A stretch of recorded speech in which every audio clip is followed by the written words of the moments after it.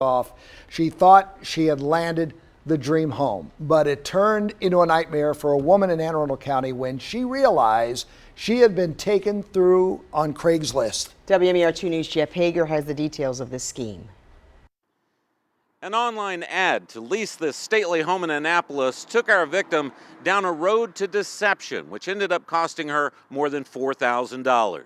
She had walked past the three-story historic home here on King George Street in Annapolis dozens of times. And when she spotted it for lease on Craigslist, Lauren Rice could not resist trying to land it. They had all kinds of additional photos of the house that matched, like if you walk by the house and look in the window, the decor matched. They were able to reference the fact that the house was being painted, which I could see as I walked by it.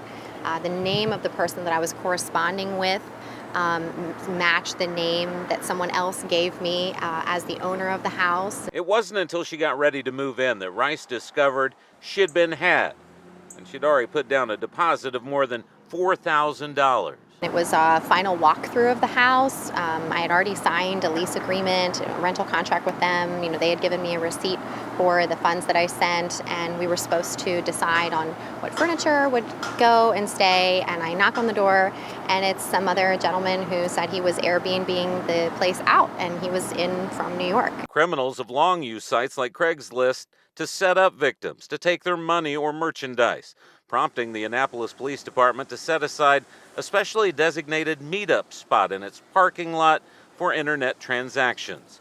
But that would do little to help the victim of a bogus lease. The only way to really prevent it from happening is just not, do those things online, to actually want to meet in person with, the owner of the property that was leasing it. In this instance, the criminals also used the threat of COVID-19 and the danger of meeting in person to distance themselves from the victim and to better pull off their scheme.